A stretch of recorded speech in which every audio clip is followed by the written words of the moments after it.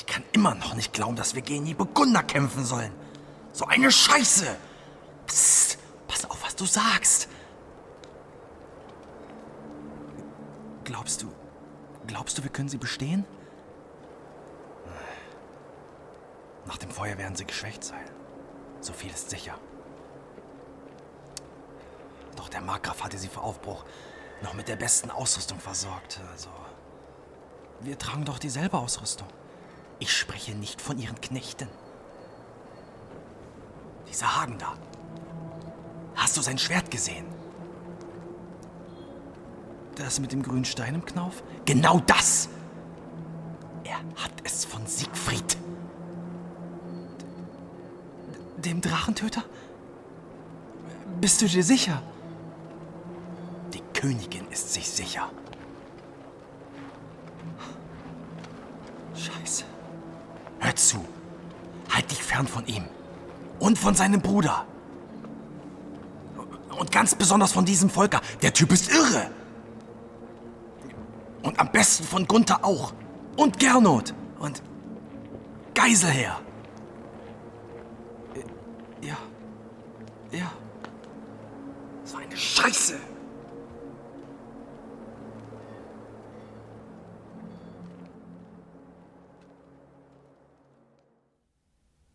Herzlich willkommen zu einer weiteren Folge Lasst uns lesen. Wir machen weiter mit dem Heldenlieder Nibelungenlied für das Teutsche Haus von Emil Engelmann. Auf der Seite werde ich die Seite einblenden, die ich aktuell lese, damit wir gemeinsam lesen können. Und da oben werde ich eine Infokarte einblenden, die zu den vorherigen Folgen führt. So. Wir machen weiter mit dem 36. Abenteuer. Und das heißt, wie der Kampf vom Neuen begann und wie Rüdiger erschlagen ward. In solchen Jammersnöten verging die dunkle Nacht, noch hielt an Tür und Treppe der kühne Spielmann Wacht, und Hagen sein Geselle, gelehnt auf Schwert und Schild, und neuer Not gewärtig von Etzel und Kriemhild. Da sprach der Fiedelspieler: Wir wollen in den Saal, dann wähnen wohl die Heunen, wir seien allzumal erstorben von den Gluten, die sie uns angefacht, jetzt sollen erst sie fühlen des Blutweins Kraft und Macht. Er trat hinein mit Hagen, da frug sie Geiselher: Sagt an, will es nicht tagen? Es kommt ein Wind daher. Man spüret, sprach Herr Hagen, im Freien schon den Tag, drum weil es wohl uns nimmer hier besser werden mag. So waffnet euch, ihr Freunde, zum Kampfe, es ist Zeit, dass wir zusammenstehen im letzten Todesstreit. Schon wähnte morgens Etzel, die Gäste wären tot, von all der schweren Drangsal und von des Feuers Not. Da waren noch am Leben mehr als 600 Mann, der allerbesten Degen, die je ein Fürst gewann. Er sagte es Kriemhilden, die hört es Zorngemut, dass die Burgunden trotzten selbst ihrer Flammen Glut. Sie ließ in Schilden tragen, des Rotes Golds genug, und gab es jedem willig, der drum Verlangen trug, wenn er versprach dem Saale, mit Schwert und Speer zu nahen, nie wurde gegen Feinde so reiches Gut vertan. Gar früh am Tag den Helden, den Morgengruß man bot, mit Pfeilen, scharfen Speeren und Schwertern blutig rot. Ein ganzes Heer von Heunen, das spähte nach der Tür. Da sprach der Fiedelspieler: Wir sind noch immer hier.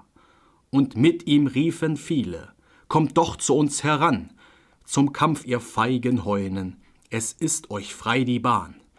Hierher geht heute niemand, als wer gern sterben mag. Drum, wenn ihr's wollt, so kommet zu Volkers Fiedelschlag. Als mit dem Schwert nun Volker hervortrat zornesvoll, stak alsbald ihm der Schildrand von Pfeil und Speeren voll. Doch trotzig rief der Fiedler: Was bleibet ihr so fern? Da wir doch fallen müssen, tun wir's bei Zeiten gern. Drum tretet, feige Heunen, jetzt endlich her zum Streit, zum Sterben und Verderben sind alle wir bereit. So hob schon früh am Morgen das grimme Streiten an. Da kam zu Etzels Hofe Herr Rüdiger heran und sah auf beiden Seiten den Jammer todesschwer. Da weinte bittre Tränen der Markgraf Rüdiger. »O weh«, sprach er, »dass dieses ich hier erleben muß. Ach, keiner ist, der's scheidet, und niemand bringt's zum Schluss. So gern ich Frieden schüfe, der König, der spricht nein, denn seine Gäste fügten zu viel ihm Not und Pein.« Da sah ein Heunen Recke den edlen Herren stehen, mit Tränen in den Augen, was selten wohl geschehen.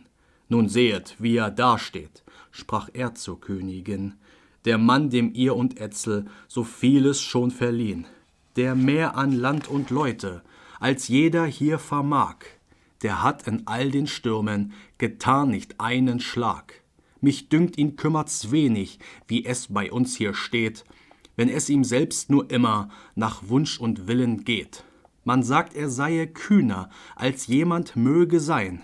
Dies hat sich jetzt erwiesen, als eitel Trug und Schein.« Mit finstern Augen schaute der vielgetreue Mann den Heunen, der ihn schmählich der Feigheit zeigte, an. »Fahrt hin, du läster Zunge«, so rief der Recke her und schlug mit einem Faustschlag gleich einem Hammer schwer den Lügenbold zu Boden, dass der von Blute rot dem Grafen vor die Füße hinsank in jähem Tod. Da kam Kriemhild und Etzel, sie hatten es gesehen, was von des Helden Zorne dem Heunen war geschehen. Kriemhilde klagte bitter, ihr Auge wurde nass. »Womit«, sprach sie zum Grafen, »verdienen wir denn das, dass ihr mir und dem König vermehret noch das Leid? Ihr habt mir doch gelobet für alle Lebenszeit, dass ihr mir dienen wollet, getreulich bis zum Tod. Noch nie ward eure Treue mir mehr als heute Not.« »Ihr sprechet wahr, ich schwur's euch, viel edle Königin, und Ehre geb und Leben, für euch ich willig hin, die Seele hinzugeben, schwur niemals meine Hand. Ich brachte die Burgunden in guter Treu ins Land. Zu euren Diensten bin ich, das glaubt mir jederzeit, doch die ich geleitet, schlag ich nicht tot im Streit.« Voll Unmut sprach drauf Etzel, der Heunenkönig Herr. »Fürwahr, ihr helft uns treulich, viel edler Rüdiger. Den Feind nicht nur die meinen, erschlagt hier eure Hand. Wir haben wohl der Toten noch nicht genug im Land.« »O weh mir Gottverlassnem«, rief der bedrängte Mann, »um alle meine Ehren ist's immer da getan, und um die Zucht und Treue, die Gott mir angebot. O Herr im Himmel droben, wenn du's durch meinen Tod, was ich nun tu und lasse, und wie ich's greife an, so ist es immer böslich und übel nur getan.« Da sprach und bat Herr Etzel, »Wer hilft mir außer dir? Mein Land und meine Burgen, das geb ich alles dir. Dass du mich heute rächest, dort an den Feinden mein, du sollst an meiner Seite ein starker König sein.« Da frug der Markgraf wieder, »Wie kann ich das, o Graus, die ich dereinst als Gäste geladen in mein Haus und denen Trank und Speise in Treuen dort ich bot, die soll mit meinem Schwerte ich bringen in den Tod?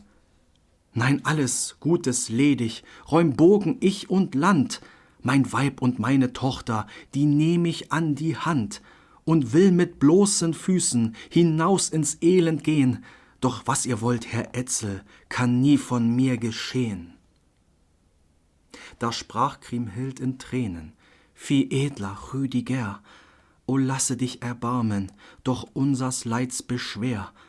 Gedenke, wie viel hat Etzel dir Gutes doch getan, der nie so schlimme Gäste als die vom Rhein gewann.« »Bei diesen schlimmen Gästen«, versetzte Rüdiger, ist euer eigener Bruder, der edle Geiselher. Er ist voll Zucht und Ehre, voll Treue und voll Mut. Ich gab ihm meine Tochter, mein eigen Fleisch und Blut. Da warf sich ihm zu Füßen die stolze Königin. O Lehensmann viel harter, o wende deinen Sinn. Du schwurst mir einst, stünd niemand zu euch als ich allein. Mit meinen treuen Degen, so dürft getrost ihr sein. Ich bleib mit mir all den meinen zu Diensten euch bereit, und nimmer soll's mich reuen, mahnt ihr mich an den Eid. Jetzt hab ich gen die Feinde, sonst keine Helfer mehr. Da sprach in tiefer Trauer der edle Rüdiger: Was ihr mir und Herr Etzel habt Liebes angetan, darum muß ich nun sterben, es steht nicht länger an. Wohl weiß ich, dass noch heute durch der Burgunden Hand euch wieder ledig werden die Burgen und das Land. In eure Hand befehl ich drum jetzt mein Weib und Kind samt all den Heimatlosen, die zu Bechlaren sind. Da riefen frohen Mutes Herr Etzel und Kriemhild: Dies möge Gott dir lohnen, du Recke treu und mild. Uns sollen deine Leute stets wohl befohlen sein, doch traue deinem Schwerte, dein Tun wird dir gedeihen. Herr Rüdiger in Trauer vom Königspaare ging, sein Schild und sein Gewaffen er seufzend um sich hing. Ihr müsst euch waffnen, rief er, ihr all in meinem Lehn. Die Degen der Burgunden, die sollen wir bestehen. Bald sah man unter Helme den edlen Rüdiger, dazu all seine Degen, 500 oder mehr. Die trugen vor den Händen die Schilde groß und breit. Da sah der Fiedelspieler, ihm war es grimmig leid. Auch Geiselher der Junge sah seinen Schweher gehen, mit aufgebundenem Helme. Wie sollt er das verstehen? Wohl anders, als es meine Herr Rüdiger es gut. Mit dem Burgunden Freunden, da ward er froh gemut. Nun wohl mir dieser Freunde, rief freudig Geiselher, die wir gewonnen haben auf unserer Fahrt hierher. Um meiner Heirat willen ist jetzt uns Sühne nah, wohl mir ob meines Weibes dies einzig wohl geschah. Ich weiß nicht, was euch tröstet, sprach ernst der Fiedelmann. Seit wann braucht man zur Sühne denn gleich den ganzen Bann? Mit aufgebundenen Helmen, die Schwerter in der Hand. Der Markgraf will verdienen an uns sein Lehensland. Enoch mit seiner Rede, Herr Volker kam zum Schluss, stand schon beim Haus der Markgraf, den Erzschild vor dem Fuß. Da rief mit lauter Stimme in den geschwärzten Saal: Ihr Helden der Burgunden, nun wehret euch zumal. Der alten Freundes Treue gedenket nimmermehr. Auch ich muß mit euch streiten, als Feind mit scharfer Wehr. Frau Kriemhild mocht nicht wenden von mir das Herze Leid. Ich darf's nicht unterlassen, mich bindet heilger Eid. Und froh vernahm die Meere die notgedrängte Schar, der jetzt der Trost der Letzte entschwand für immer da. Sie hatten von den Feinden der Drangsal schon genug, und nun kam der, den jeder als Freund im Herzen trug. Verhüt das Gott, Herr Markgraf, sprach zu ihm Gere Not, dass wir und ihr uns jemals zusammen schüfen Not. Nie ward ein Wirt gefunden, so wie wir euch gesehen. Von eurer Treu und Güte kann das uns nicht geschehen. O wollte Gott, Herr Gernot, sprach traurig Rüdiger, dass ihr am Rheine wäret und ich gestorben wär. Mit Ehren, denn ich muß ja doch noch an euch heran. So schlimm hat nie an Freunden ein Mann wie ich getan. Wie sollt mir euch verderben, so tugendlicher Mut? Rief Gernot, hier dies Waffen, gabt ihr mir Degen gut. Versagt hat diese Klinge mir nie in all der Not. Es liegt von ihrer Schärfe so mancher Ritter tot. Gar steht es und gar lauter dies wundergute Schwert, nie wird mir eine Gabe so teuer mehr und wert. Doch möget ihr nicht weichen, und wollt ihr uns bestehen, die Freunde mir erschlagen, die hier noch bei mir stehen, kann ich's euch nicht ersparen, und eurem edlen Weib, mit eurem eigenen Schwerte, zerhau ich euch den Leib.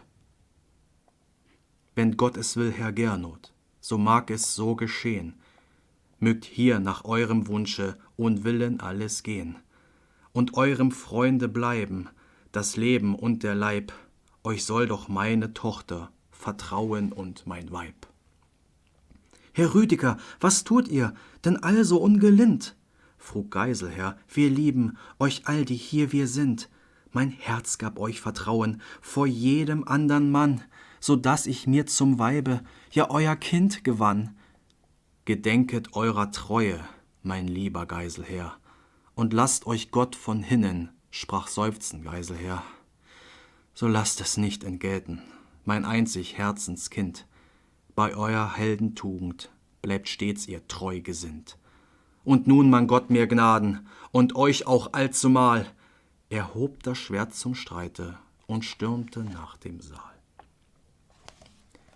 Da rief mit lauter Stimme dem Recken Hagen zu: Noch eine kleine Weile, Herr Markgraf, haltet Ruh. Ich steh in großer Sorge und nehmet mir sie ab. Den Schild, den eure Hausfrau, Frau Gotelind, mir gab, und den ich treulich brachte hierher in dieses Land, den haben mir die Heunen zerhauen vor der Hand. O, dass doch Gott vom Himmel noch das vergönnte mir, dass einen Schild ich hätte in meinen Händen hier, wie ihr ihn heute traget, viel edler Rüdiger, so braucht ich in den Stürmen jetzt keine Halsbarg mehr. Gern wollte ich dir gönnen, den schwerterprobten Schild, trau ich mir, ihn zu bieten, hinüber vor Kriemhild. Doch seist drum, nimm ihn Hagen und trag ihn an der Hand, hei dürftest du ihn führen in dem Burgundenland. Als er ihm da so freundlich den Schild hinüberbot, da wurde manches Auge von heißen Tränen rot. Es war die letzte Gabe des Herrn von Bechelar, nie reichte für der eine Herr Rüdiger mehr da. So grimmig auch Herr Hagen sonst war und hart Gemut, erbarmt ihn doch die Gabe, die dieser Recke gut noch in der letzten Stunde allhier an ihn getan, und eine heiße Träne von seiner Wange rann. Gott lohnt es euch im Himmel, viel edler Rüdiger, ja euresgleichen gibt es auf Erden nimmermehr, der Heimat fremden Recken so mild und freundlich war. Mög eure hohe Tugend fortleben immerdar. Was euch auch widerfahre in diesem Todesstreit, das schwöre ich, der Hagen, mit einem teuern Eid.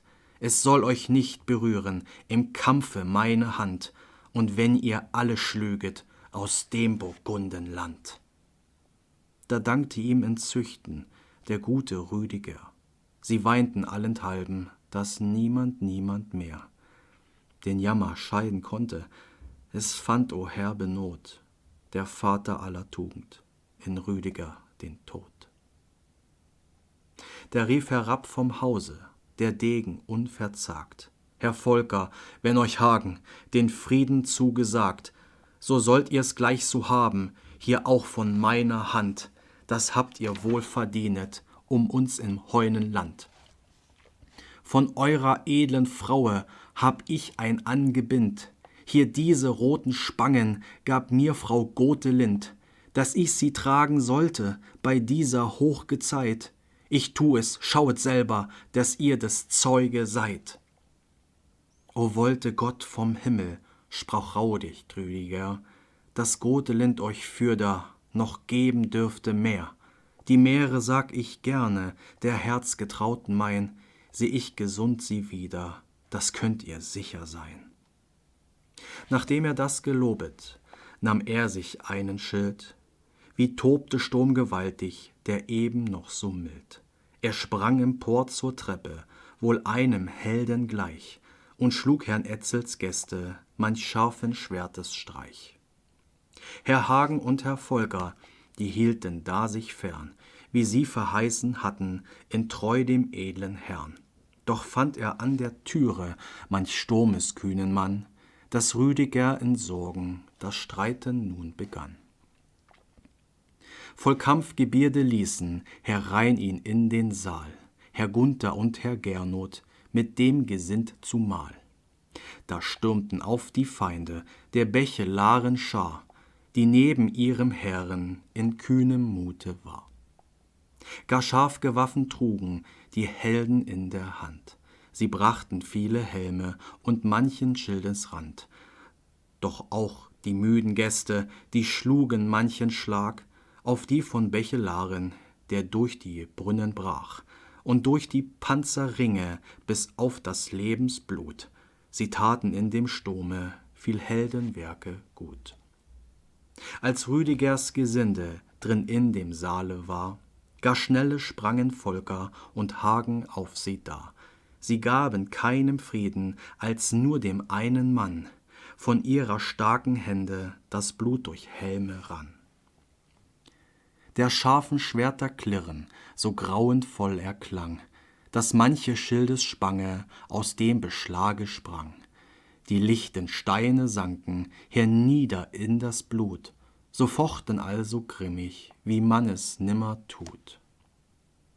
Gar wohl erwies der Markgraf als Held sich stark genug, hei was er die Burgunden durch harte Brunnen schlug. Er brach sich hin und wieder durch dichte Haufen Bahn, als einer, der in Stürmen mit Kraft bestehen kann.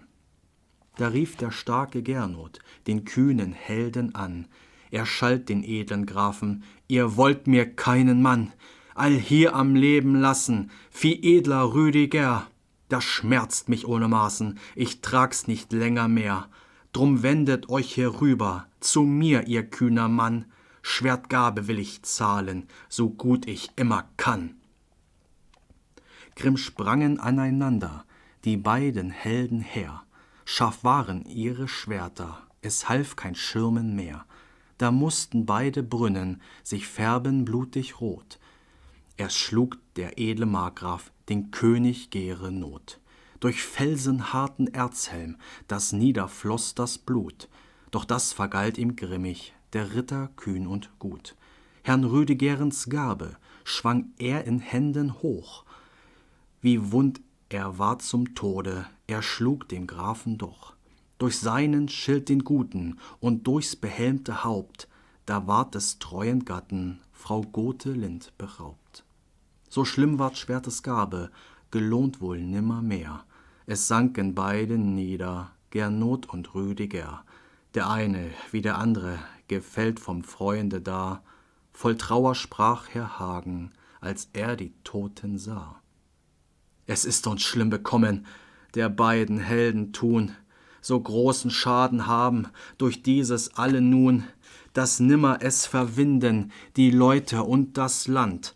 Was helfen uns die Degen, Herrn Rüdigern als Pfand? Als Geiselherr der Junge die beiden Toten fand, da mußten alle sterben von seiner grimmen Hand, die noch im Saale waren. Es suchte ungelind sich alle Bechelaren den Tod als Herr gesinnt. Auch Eckewart der Treue, der lag vom Blute rot. Von den Burgundenschwertern sank er auch in den Tod. Nun war die Blutesarbeit der Grimmigen getan, sie waren wieder müßig, da sah manch müder Mann, man sitzen oder lehnen, vorbei allwar der Drang, und eine dumpfe Stille den düstern Saal entlang.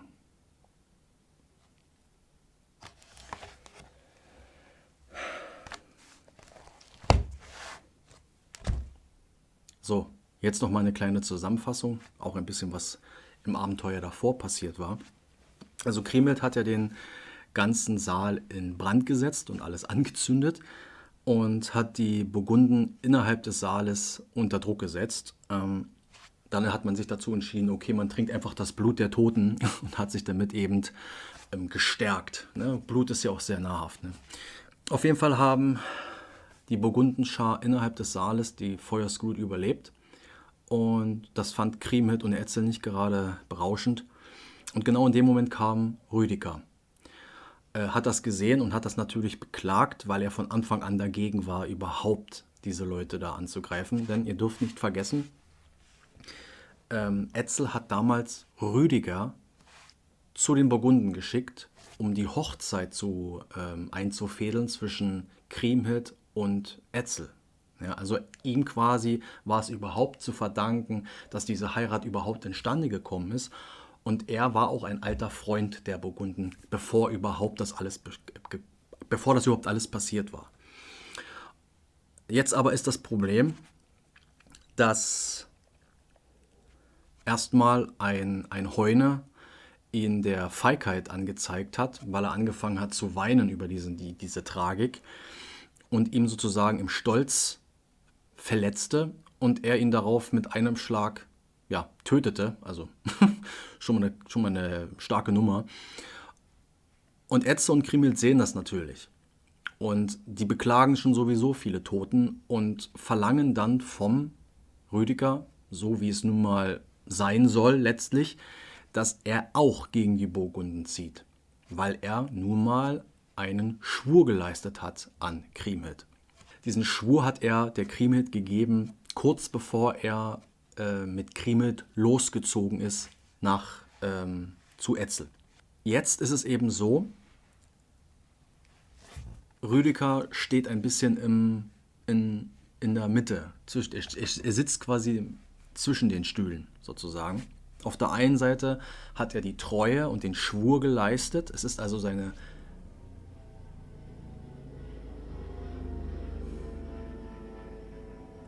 Ritterehre steht auf dem Spiel, auch seine Königsehre steht auf dem Spiel. Aber parallel ist er auch ein sehr guter Freund der Burgunden. Und an der Stelle, das war auch der Grund, warum ich so lange gebraucht habe, bis ich diese Folge hier überhaupt gemacht habe, weil ich das einfach so bemerkenswert finde. Herr Rüdiger entscheidet sich natürlich für den Königsschwur und die Ehre, weil es nun mal ein sehr starkes Gut ist, das man nicht einfach so wegwirft. Aber trotz all dem waffnet sich Rüdiger mit seinen Leuten und geht als neue Feinde sozusagen zu den Burgunden hin. Er hätte sie ja theoretisch ja auch in falscher Sicherheit wiegen lassen und sie einfach alle im Nachhinein erstechen können. Ja, das geht ja. Wäre strategisch wäre das ein sinnvoller Akt gewesen, um die Burgunden auszuschalten. Aber Rüdiger ist nicht so. Rüdiger geht erstmal ganz normal hin und sagt ihnen klar, wie es ist, als ein Freundesakt. Leute, schaut her, ich muss euch jetzt bekämpfen. Vergisst, dass wir Freunde sind und lasst uns kämpfen. Er ist also sogar in diesem Moment ist er so ein großer Freund und somit voller Ehre und so voller Stolz, etwas, was heutzutage ja gar nicht mehr so viel Wert hat, ja, steht er davor und sagt ganz ehrlich und frei heraus, Leute, ich bin jetzt euer Feind. Und das ist eben so eine bemerkenswerte Stelle in dem Buch. Selbst in der allerletzten Minute leistet er noch einen riesen Akt der Freundschaft, indem er Hagen seinen Schild gibt. Hagen hatte ja vorher den Schild von seiner Frau, von Gotelind, bekommen. Einen tüchtigen Schild, den ich glaube sogar der verstorbene Sohn von Rüdiger getragen hatte im Strauß in einem Krieg und den er nicht überlebt hat. Das Schild wurde ihm zerhauen und jetzt, genau in dem Moment, fragt er noch einmal nach, ob er ihn nochmal einen Freundesdienst leisten möchte. Inwieweit Hagen diese Tatsache vorausgesehen hat, dass er das nochmal gibt, weil es ist natürlich gut, vielleicht denke ich da ein bisschen zu viel, interpretiere ich da vielleicht zu viel rein. Er kann sich das Schild ja am Ende ja auch nehmen von den Toten. Das darf man ja nicht vergessen. Es ist jetzt nicht so, dass da keine Schilder rumgelegen hätten. Aber es war nochmal ein Akt der Freundschaft zwischen eigentlich zwei in dem Moment befeindeten Seiten. Und Rüdiger schenkt ihm seinen Schild.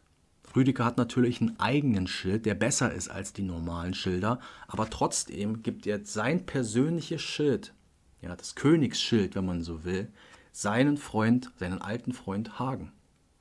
Und das ist einfach so ein schöner Moment. Also allein wenn ich mir das vorstelle, wie so knallharte Ritter, knallharte Recken, Krieger sich gegenüberstehen und dann einfach so, die wissen alle, worum es geht. Die sind ja alle dieser Ehre und Schwur und Eide, die man hat. Die sind das ja bewusst, die verstehen das, warum Rüdiger das macht. Aber dass er dann immer noch am Ende das durchzieht und immer noch die Freundschaft irgendwie im allerletzten Moment noch Herr wird, in meinem Kopf ist das ein unfassbar emotionaler Moment. Also, naja, und nachdem das passiert ist und er den allerletzten Ehrendienst nochmal erweist an Hagen, schwört Hagen darauf, dass er ihn nicht angreifen wird. Man darf nicht vergessen, Hagen hat das Schwert von Siegfried. Ja? Siegfried hat dieses Schwert selbst gemacht und das ist eine unfassbar starke Waffe. Das war also auch ebenfalls ein Treuedienst gegenüber ihm. Man könnte vielleicht sogar sagen, dass das gleich stark ist. Also der Verlust des Königsschilds gegen den Nicht-Angriffspakt gegenüber Rüdiger ist schon ein starkes Stück. Und weil man merkt, dass Volker einen gewissen Respekt vor Hagen hat und ihn so ein bisschen als, ich will nicht sagen Mentor, aber schon zumindest als Vorzeigebeispiel ist, sagt Rüdiger, von mir ist das exakt dasselbe, du kriegst auch von mir genau das, was du brauchst. Ja? Jetzt ein Nicht-Angriffspakt sozusagen. Und dann geht der Kampf natürlich los. Die Bechelaren springen ein, auch alles Helden darunter, auch alles Freunde. Man darf halt wirklich, ich möchte das wirklich an der Stelle mal wirklich anmerken, diese ganzen Leute haben wochenlang miteinander gefeiert, getrunken, sich ausgetauscht. Also auch die Soldaten, die gegeneinander kämpfen, haben ja Bekanntschaften gemacht mit den anderen. Und plötzlich stehen sie als Feinde gegenüber, obwohl sie ihnen gar nichts Böses wollen. Und die beginnen jetzt plötzlich miteinander zu kämpfen. Rüdiger kämpft sich mehr oder weniger durch und weil er natürlich ausrüstungstechnisch ein bisschen stärker dasteht, konnte er sich gut durcharbeiten und hat viele Burgunden getötet. Hagen und Volker schnetzeln sich mehr oder weniger auch durch die Bechlaren-Soldaten durch, weil sie ja nur einen einzigen diese Ehre geschworen haben, dass sie ihn nicht angreifen. Und naja, am Ende ist es dann so, dass Gernot, einer der Könige von Burgunden und der Bruder von Gunther, sagt dann, ich kann mir das nicht mehr mit ansehen. Rüdiger, bevor du weitergehst auf meine Leute, lass uns miteinander kämpfen und es ein für alle Mal beenden. Und Gernot und Rüdiger springen aneinander und bekämpfen sich aufs Blut. Und es ist dann wohl so, beide sind mehr oder weniger gleich stark, gleich gut ausgerüstet. König gegen König letztlich. Ja. Also das darf man an der Stelle auch nicht vergessen. Das sind beides Könige. Normalerweise ist es so, dass der König seine Leute vorschickt und selbst gar nicht kämpft. In dem Fall ist es eben nicht so. Es kämpft König gegen König. Und beide töten sich quasi mit einem einzigen Schlag. Ja, der eine sticht zu, der andere schlägt drauf und beide sinken, beide zu Tode. Hagen sieht das ja natürlich auch und denkt sich, ja, was sollen wir jetzt noch mit den Bechelaren? Ja. Also der König, der Anführer der Bechelaren ist tot, damit sind die Soldaten sozusagen heerlos. Was sollen sie mit den Leuten jetzt noch machen? Und das Problem löst dann natürlich Geiselher, weil er sich dann einfach denkt, ja gut, dann kann ich sie auch alle abschlachten. Ja, blöd gesagt, aber er wird sie dann halt eben auch alle besiegt haben, die natürlich dann auch moralisch am Boden sind, weil ihr Heerführer gestorben ist. Ja, und so beendet sich das dann. Ja, und so geht dann sozusagen der Kampf zwischen Rüdiger und den Burgunden zu Ende. Und das ist halt eben, ich finde es einfach bemerkenswert, wie der Rüdiger halt gehandelt hat. Er hätte es auch ganz anders machen können und um seine Überlebenschance sozusagen ein bisschen zu steigern, hätte es auch ganz anders machen können. aber er hat sich für die Freundschaft entschlossen und ich weiß nicht, ich wollte das irgendwie richtig würdigen und dementsprechend jetzt am Ende des Videos habe ich noch ein kleines Outro vorbereitet. Und zwar habe ich dafür, das ist auch eine kleine Empfehlung, eine kleine Wertschätzung von mir, ja, eine Bewunderung, wenn ich damit auch ausdrücken, und zwar den Schattenmacher.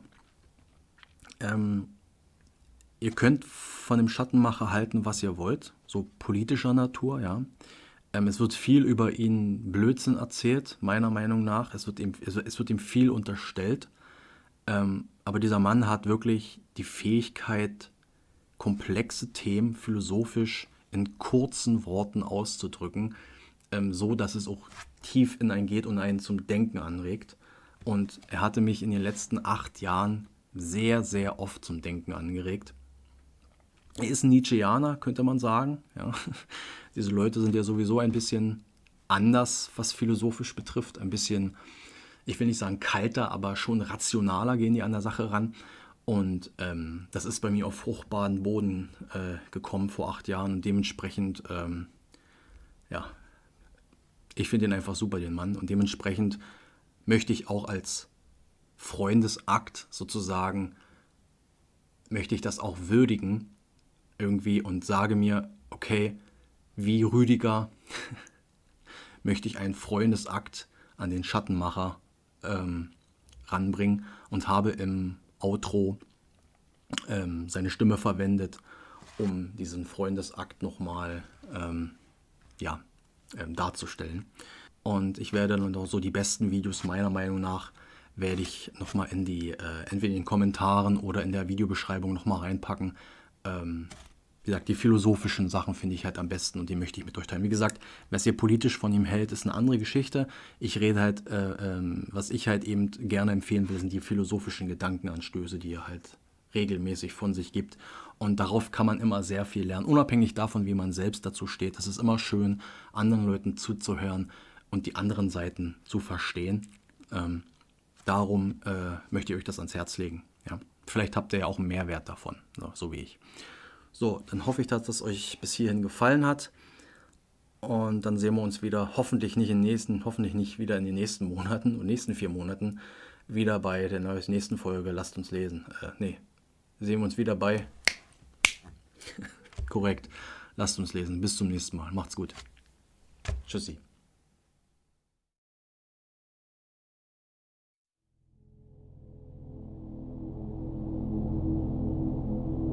Es ist sicher wahr, dass wir einem echten Freund Dinge anvertrauen, die wir unseren Gegnern oder einer neutralen Person niemals erzählen würden. Mit der Gestalt des Freundes teilen wir mitunter unsere intimsten Gedanken, die Momente unserer größten Verletzlichkeit.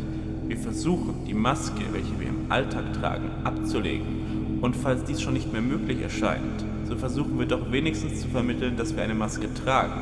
Wir versuchen gemeinsam mit dem Freund ihre Kontur zu ergründen und festzustellen, ob wir vielleicht doch mehr sein könnten als nur Fassade. Aber könnt ihr auch Kritik üben am Freunde? Könnt ihr das kostbare Band zwischen euch belasten mit dem bleiernen Gewicht der Wahrheit? Wird es standhalten noch der Schärfe eurer Worte? Es ist mitunter wahrscheinlich einfacher, einem guten Freund von unserem peinlichsten Moment im Leben zu berichten, als davon, dass wir etwas, was für ihn von Bedeutung ist, für minderwertig halten. Sagen wir, euer Freund brächte euch einen Aufsatz oder ein Buch, das er geschrieben hat. Könntet ihr ihm sagen, ich find's scheiße. Der Anfang ist scheiße, die Mitte ist scheiße und das Ende ist ganz besonders scheiße. Wenn es denn das ist, was ihr wirklich denkt. Und wenn ihr wisst, dass dieses Urteil euren Freund hart treffen wird, könntet ihr es ihm sagen? Mehr noch, könntet ihr es ihm sagen, ohne befürchten zu müssen, dass er hiernach nie wieder um eure Meinung bitten wird. Und immer noch weiter, könntet ihr es ihm sagen, selbst wenn ihr eben dies zu befürchten hättet. Nah war euer Freund euch in der Stunde eurer Traurigkeit und eures Glückes. Wird er euch auch nah sein in der Stunde eurer Wahrhaftigkeit? Man könnte natürlich einwenden, dass es auf die Formulierung ankommt, auf die Form der Botschaft sozusagen. Aber dann will ich euch fragen, würdet ihr mit der gleichen Behutsamkeit urteilen, wenn euer Feind mit seinem Werk vor euch stünde? Würdet ihr das gleiche Maß an Schonung walten lassen? Ein Freund, der diesen Namen wahrhaft verdiente, das sollte ein Mensch sein, der noch das härteste Urteil zur Kenntnis nimmt, ohne es dem Urteilenden zu verübeln. Denn gerade im härtesten Spruch, im tiefsten Speerstoß hinein in unsere Unsicherheit, sollte der Wille und Wunsch des anderen erkennbar sein, das Beste und Edelste im Innern des Gefährten zu kultivieren, so dass der mögliche Triumph des Freundes über diesen Schwachpunkt auch unser eigener würde.